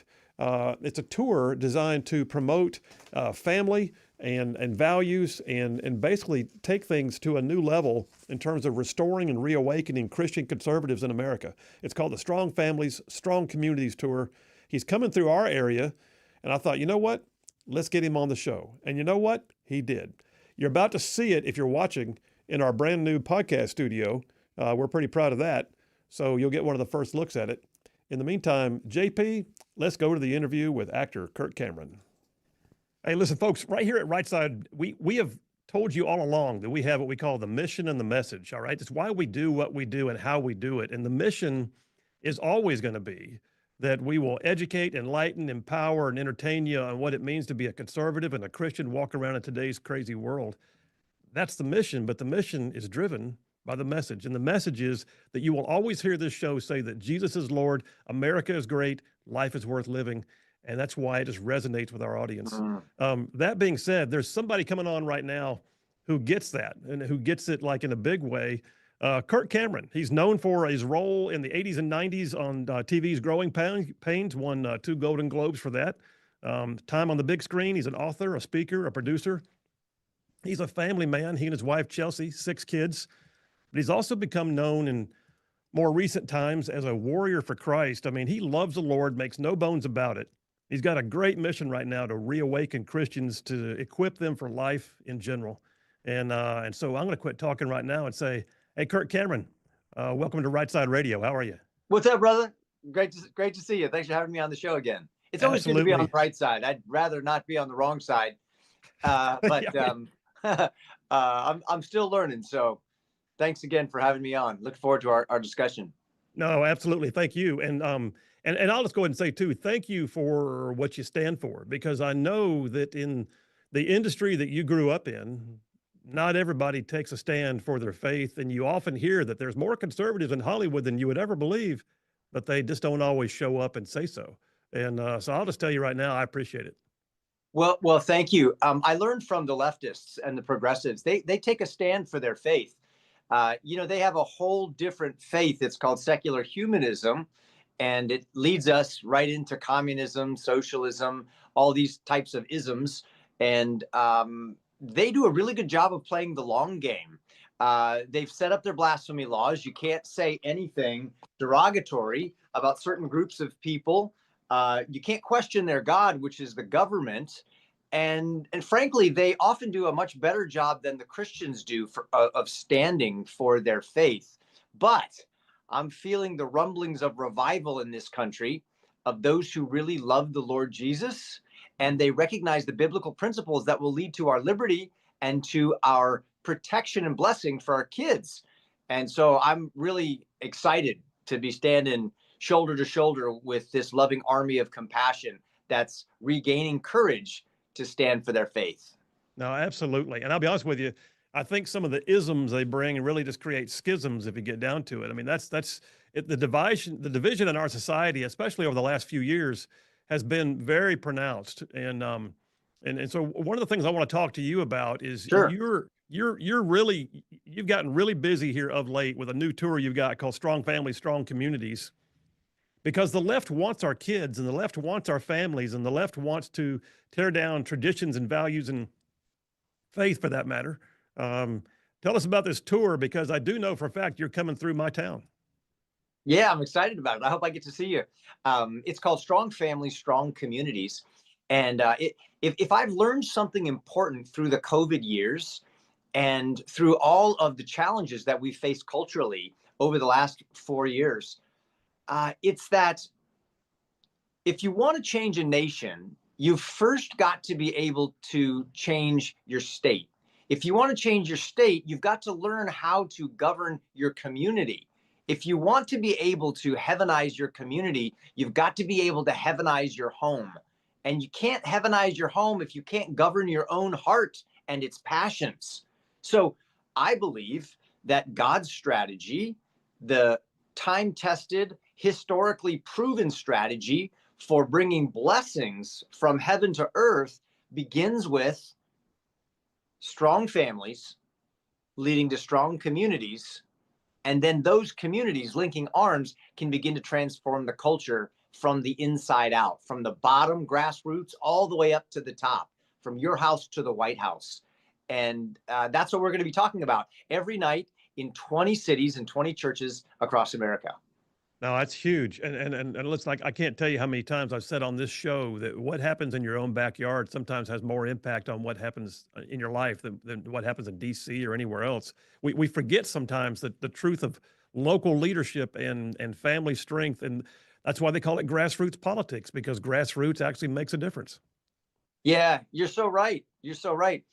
Do you think that the Christian church just skipped that class over the last couple of decades? Because the radical leftists, boy, they're drilling down deep on that class, and they understand community organizing. They understand about playing the long game, not just a quick spurt of energy every 4 years when the election rolls around, Yeah. but doing the trench work day in and day out every year. They have, and they message so much better. And I'll be honest with you, I think that they have grabbed hold of it. Like you said, I think they've grabbed hold of it so much quicker than folks on the conservative right, the Christian right did. And I don't have an explanation for that. It's just one of those things that they saw it first. I can look at Saul Alinsky's Rules for Radicals, and he basically said grassroots is where it's at.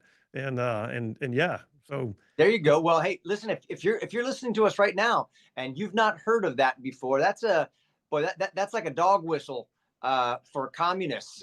Saul Alinsky, Rules for Radicals. There's a pastor, a faithful man named Doug Wilson, who wrote kind of a retort to that called Rules for Reformers, which is taking a spin on every one of Saul Alinsky's rules.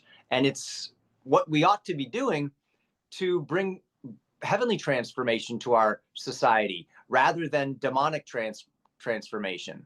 I just wrote it down. Rules for Reformers. That's huge. That's right.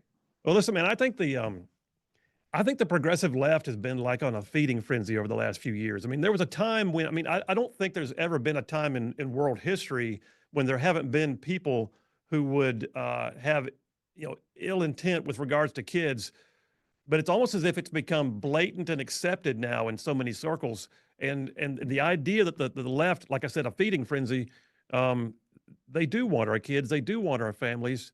Talk to us also, not just about your tour and about building families and community, but also you've got a brand new kids show coming out. And I'm now a grandparent. I'm at that phase in life. And I'm looking at my grandkids and thinking, I want more stuff that I can know that I trust that they're watching. What's that about? Yeah.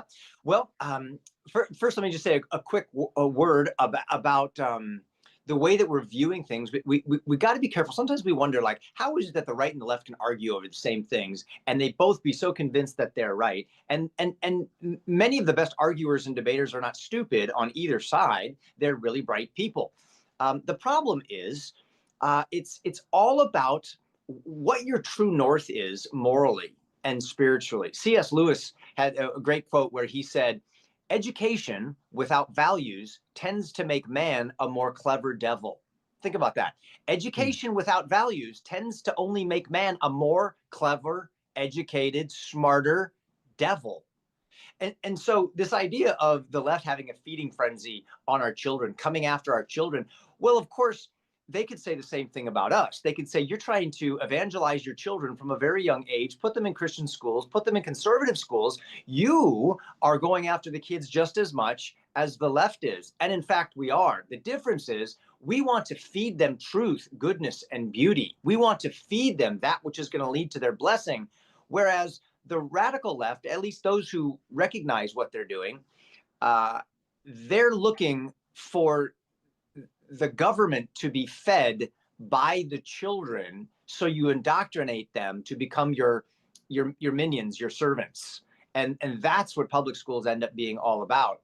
So everybody wants to get to the kids, the good guys and the bad guys, and that's why God put children in the hands of parents, not governments. Moms and dads are to be trusted with children. Moms and dads who take God's commands, put them into their own hearts, as Moses told the people of Israel, and then they teach them diligently to their children, day in and day out. If you outsource your parenting to public schools and governments, even to churches, you've essentially sold your children and your future to those who don't have your best interests in mind. So, having said that, I want to invest in our children and a future that is just filled with freedom and blessing. So I'm leaning into children's television programming. We have a brand new show coming out. It's called Iggy and Mr. Kirk. Think of classic television with a modern day Mr. Rogers meets a whole colorful cast of lovable puppets like Sesame Street. And it's Bible friendly and faith forward. It's TV shows that are actually good for kids that parents can trust. And it teaches them clear moral lessons. It's about real live events that actually help their cognitive development. It's been designed to be developmentally healthy for children to watch as it matures their hearts and their minds. All right, so we're going to take a break right now. We got to. That's what we do, right? We got to let our advertisers get some time in. But you're listening to an interview right now with actor Kirk Cameron that I did earlier this morning. Great job, JP, on getting this formatted and put up where we can see it. It's streaming right now. If you're not able to see it on radio, because that doesn't work that way, go check out our online platforms on X and Rumble and YouTube and even on Facebook. We'll be right back. Phil Williams, Rightside Radio. Y'all stay tuned. More with Kirk Cameron right after this.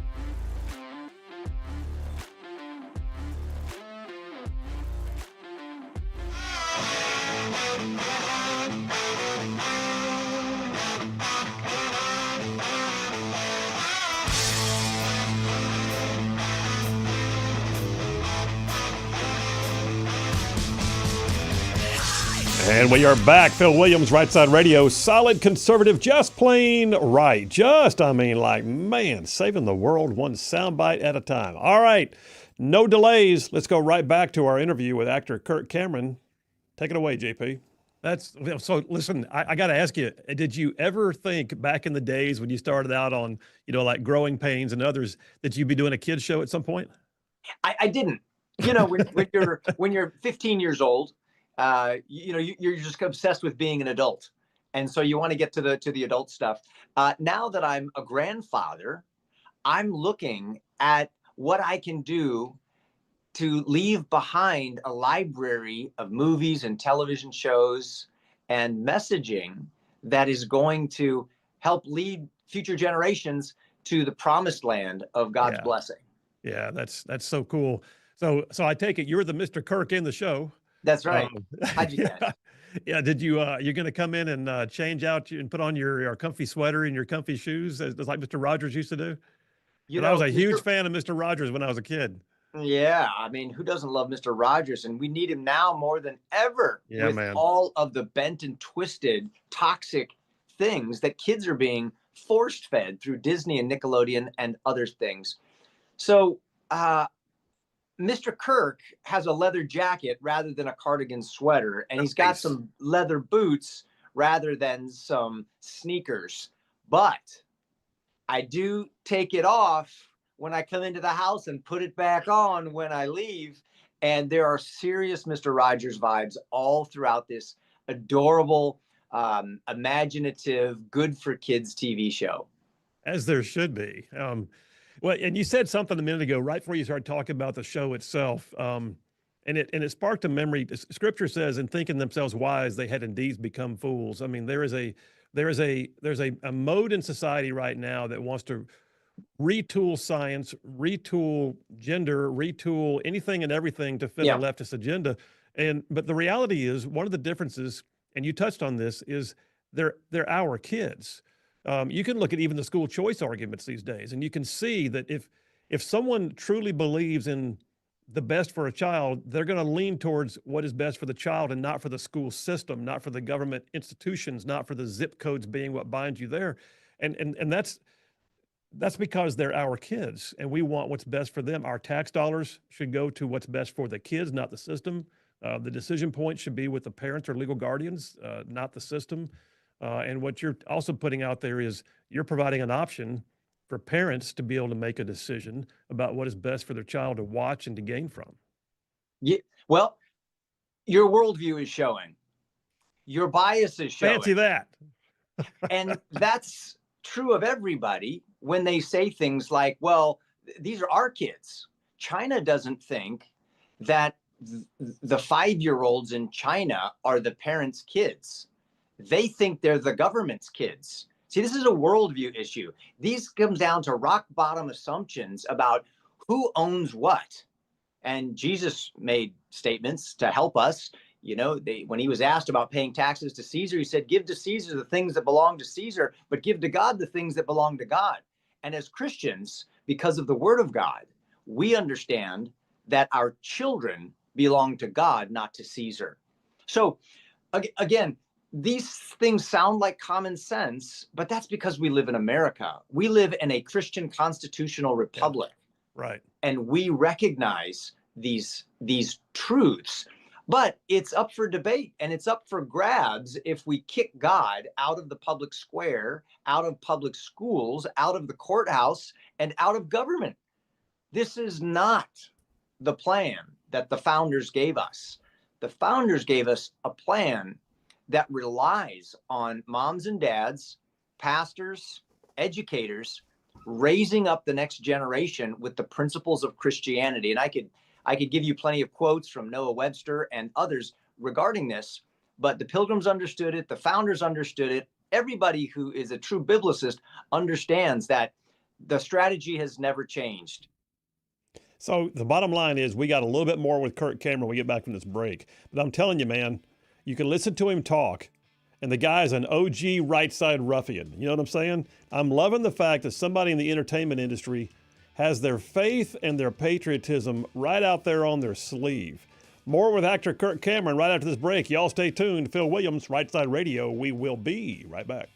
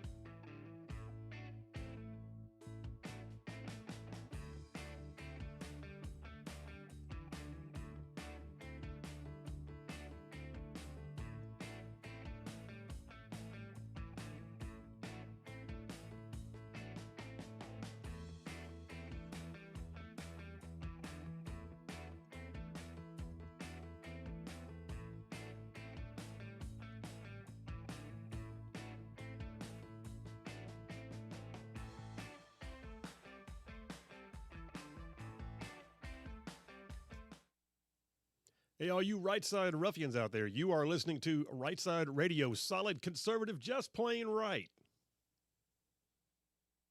Turn it up.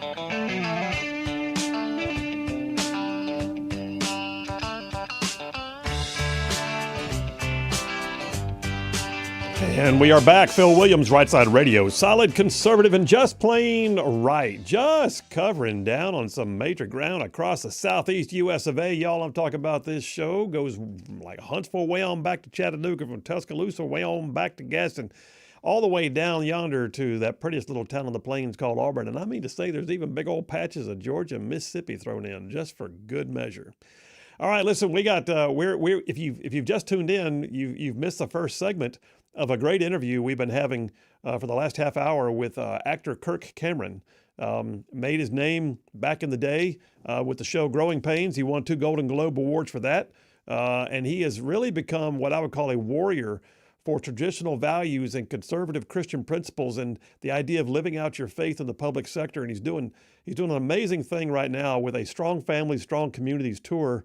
And he's also got a new kids show coming out. And, oh, by the way, he's been writing kids books. And, oh, by the way, he's been fighting the leftists left and right. The guy's an OG right-side ruffian from way back. And we're going to go ahead and finish up that interview with him right now. Actor Kirk Cameron, take it away, JP. You start with self-government, then you're into marriage and family government. You go from the family out to the community. You educate your children in the next generation, and you provide quality people to run your churches and to run your civil government. And you punish evil and you protect the good. If we don't do that plan that way, the whole thing gets turned upside down and you lose it. Just look at Europe. Oh, absolutely. And listen, at the risk of free ranging for a minute, I mean, I think that I've said more than once, when Jesus said, render unto Caesar that which is Caesar's, it was also an acknowledgement that he knows that government exists and there's nothing wrong with government actually existing. It's the manner in which it exists that makes a difference. And government was never designed to supplant the family or to subordinate the faith. The reality is government can be God ordained, but it has to also be God filled. Yeah, well, brother, I'll meet you that, and I'll raise you 10 cents and say that Jesus made government. It's not only it can be good, it is good, and God gave it to Noah right after the flood to keep evil in check. And Moses instituted it in the fashion of a genuine republic before the monarchy with the kings, where the people would elect leaders of character and faith and judges to govern over 50s and hundreds and thousands. I mean, that's what our founders understood, is that civil government is necessary while sin and evil continues to roam the earth. And that's why it's so important that we get our children back to biblical principles. If we don't, we're left with somebody else's principles, and it'll either be Islam or Marx, or it'll be, some sort of fake system that purports to be religiously neutral or secular, which is impossible. Somebody's values are going to reign supreme. So I want to be on the right side. I want to use media to advance good messages and tell good stories. And that's why I'm excited about guys like you and so many others around the country right now who are beginning to stand up. They're opening up their eyes, opening up their ears, and they're spreading the message, and people are paying attention. Absolutely, man. Well, let me ask you this too. So I did some study today to get ready for the show. I always resource the show heavily. I'm spending time with you right now, and so of course I had to look into some of the latest news reports about you and things like that. The liberal media is not your fan. And newsflash, but I read through it. You have already proven you could care less what they will say about you as long as the mission is still God ordained and you're following your calling. And I know that. But let me ask you this. In the middle of the pushback, though, are you still finding that there's a hunger from folks on the conservative right, the Christian side of our culture that want exactly what you're putting out? Oh, heck yeah. By the way, they're not liberal in the classic sense, because liberal in the classic sense means that you're open-minded. That's right. Maybe that's an oversimplification, but they're not open-minded to Christians like me. They kick me out of their public libraries if I'm not, lining up with their messaging. So the whole DEI and inclusivity message is so hypocritical. It's unbelievable. They exclude Christians and conservatives from their places. the second part of your question, or maybe this was your question, is, am I seeing people in the conservative Christian area who are hungry, even in the midst of the pushback of these against these values? Right. Oh man, the 50 woke libraries that denied me access to read a book about faith, hope, and love changed course when I went on the news and said that this is unconstitutional. And when I showed up, they said nobody would come. There were 3,000 parents and grandparents at the first library, and thousands more in Los Angeles, DC, New York, San Francisco, Seattle, Phoenix, Dallas, Atlanta. When we show up, people come out of the woodwork because they want to be on the good side. They don't want this to become a post Ten Commandments culture. They want the values that are going to lead to their kids' blessing and their protection. Yeah. And they're there by the millions. And we saw that in the election. Landslide victory. I was, to be honest with you, I was surprised. I figured with the radical leftists having 4 more years to perfect theft and deceit and so much else, we could go on and on about that. I was shocked that they didn't seal the deal and there wasn't, some other silver bullet that would have ensured a victory. And I can only look to God and say, God, you have shed your mercy upon us by giving us an opportunity now for 4 more years of air cover at the government level so that we, as God's loving army of compassion, who love children, who love families, who love this country, and who love God, can do the groundwork that needs to be done in our families and in our communities to restore this nation, to make Jesus and the Bible great again, and to extend blessings to people who want to come to this country legally. No, it's like you nailed it. I mean, I could spend all day on that last couple of minutes there, but let me just say this. Something you said in there sparked a thought. I've said on my show multiple times, I taught a Bible study years ago, and one of the lines in the Bible study stuck with me forever, and it was that as goes the king, so goes the country, meaning that leadership can set a tone.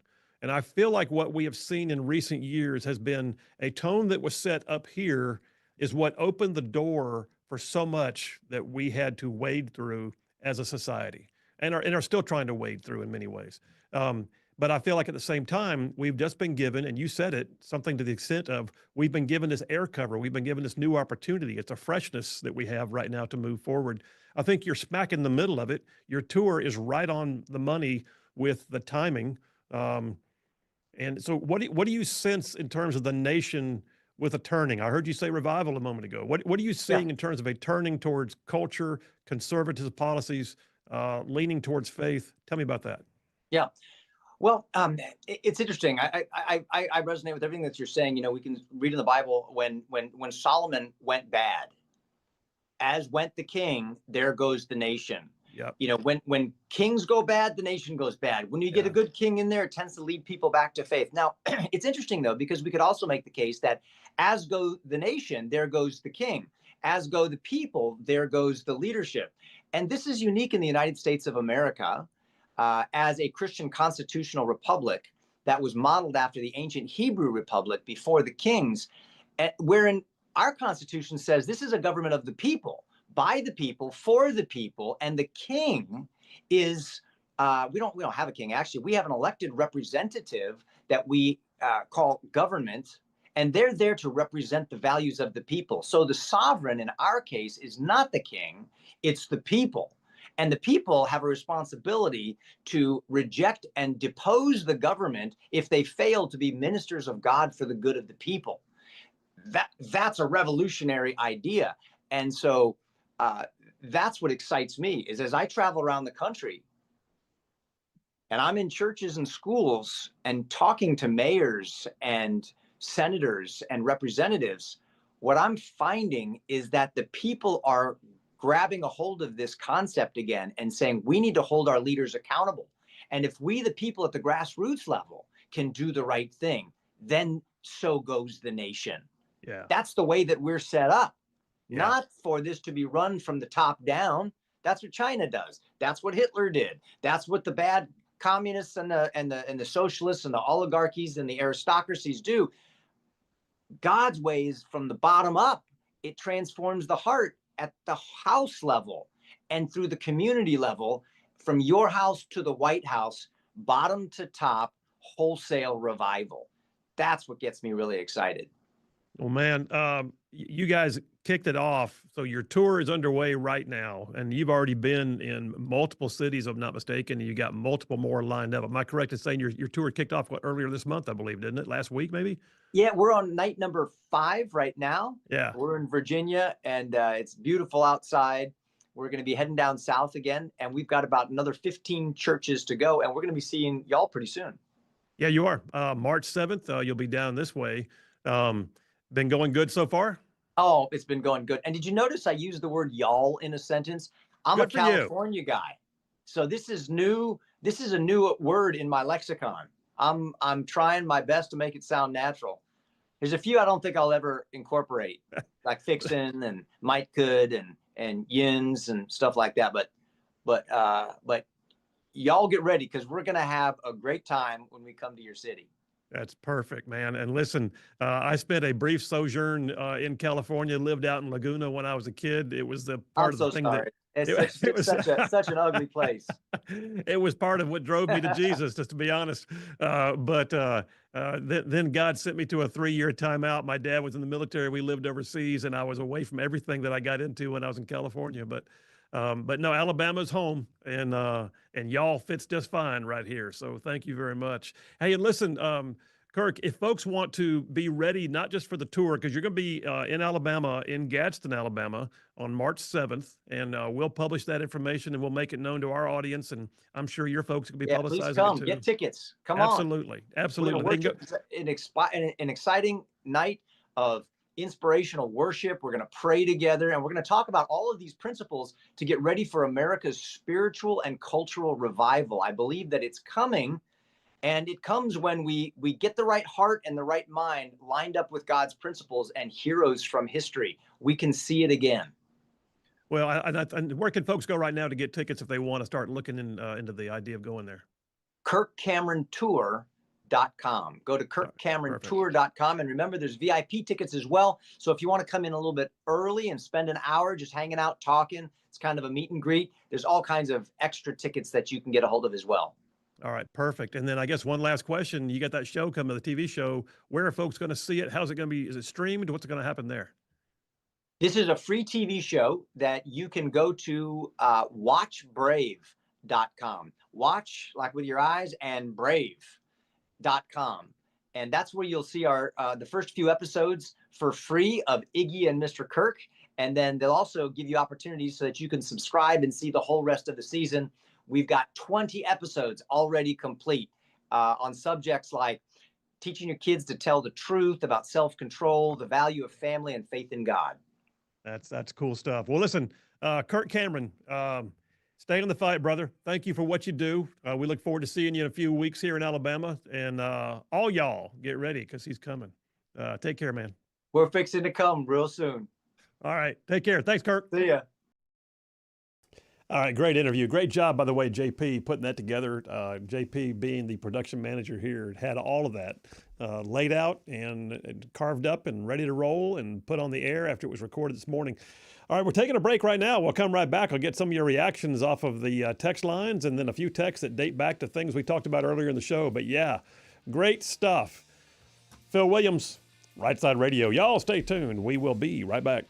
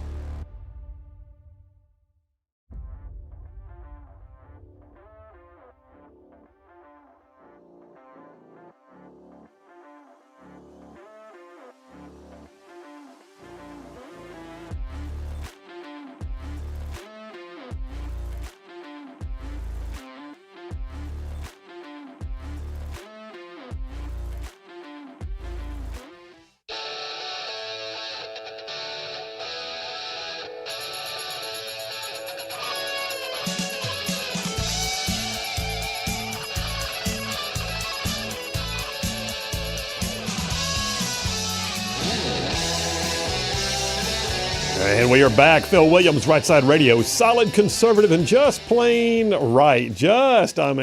Man, making common sense like a superpower. Have you seen the text message? Hey, this text message is coming. Should I just read his number out on the line? He didn't tell us who he is. Almighty. I'll just go ahead and read his. By the way, dude, you with the F-bombs telling us that we're lying Christian fascists and that we're doing strange things to ourselves and that we need to stop having sex with Trump and all that kind of stuff. How about if we just remind you that we can see your phone number? Yeah. I mean, it's not like we can't reach out and find you if we need to, right? So, yeah, clean it up. Try to stay classy. Get a life. John from Huntsville has the grades in. He says Butters gets an A+ for his amazing performance. Lee from Huntsville gets an A- for her just okay performance. JP gets an A+ for his nearly perfect performance, which means today's co-winners are Phil and Kirk Cameron with an A++. Congratulations. Thank you, John. Appreciate you, man. Tom with all the kids in Huntsville says Kirk's the man. I would agree with that. Amy from Rainbow City said, excellent interview with Kirk Cameron. My understanding is one of the only events on Kirk's upcoming tour that's not sold out yet is the one March 7th in Gadsden. So, yeah, y'all, anybody out there who's in the listening area that wants to see, what he's got going on at the show that he's putting on and traveling around, Gadsden, Alabama has got a big one. And we still got tickets available. You can go to KirkCameronTour.com and you get tickets. And I'm not being paid for that. I'm just saying I plan to be there. What'd you think about that interview, JP? Oh, it was awesome. I mean, it's so refreshing to see people from Hollywood that aren't fascist, and if I'm going to take this texture's terminology, that aren't, obsessed with putting drag queens and stuff in front of kids' faces. It's refreshing to see, and it gives you some hope that not all is lost in the world of Hollywood, and we also see it with guys like Sylvester Stallone, and then also Mel Gibson and such. It's great to see. So hopefully kids can see more of his type of shows than the others that indoctrinate them. And little known fact is your mom had a Kirk Cameron poster she hanging did. on her wall when she was a teenager. I think she was more excited about him coming in studio later than I am. She was a big fan of his. That's awesome. All right. Hey, Larry from Decatur says, Phil, in the last segment, I think you said Gaza's on the Red Sea. When did they move it? Okay. He's right. It's on the Mediterranean. I did know that. I got caught up in the from the river to the sea thing, and I went ahead and went Red Sea. Flip from Priceville says, just said thank you, sir. He wanted the Facebook page. He's looking for the Facebook page, and you squared him away. I said, well, you're welcome, Flip. JP's good at his job. Brandy from Owens Crossroads says, do you think, this is going back to our earlier part of the show, do you think inflation would be decreased or at least stable even with tariffs since Doge is recovering wasted funds? I don't think Doge is going to impact spending a lot unless we find that we're able to stop trends. Like one-off contracts and fraud over here is not going to affect the economy per se, unless what we find is like things like the driving of the government towards the EV market, which created an entire market trend that was not supportable. That's the kind of thing I could see that if they put a stop to something, it will change inflation. Tariffs, that could impact us one way or the other, but it also could drive us back to more make it in America, right? Buy America. By the way, we had comments on so somebody commented on the YouTube, said that they like the podcast studio, it looks slick. So you'll be seeing more of the podcast studio in the future. So, Yep. And we also got a comment from Rayson on the Facebook, said, amen, I love this conversation. Outstanding. Racing from Hawaii, by the way. Yeah. Yeah, thanks, Racing. Ron from Tuscumbia, talking about that NIL tax exemption thing, says the state has it backwards, and I'll leave it there. State has it backwards. Senior citizens should be tax exempt on a lot of things. All right, what a great day. What an awesome day. Man, more of that where that came from. Tomorrow I got Admiral Kent Davis coming on the show to talk about the Alabama Department of Veterans Affairs controversies. So we'll see how that goes. In the meantime, listen, there are more of us than there are of them. God is still very much on his throne. Y'all stay in the fight. We'll see you tomorrow.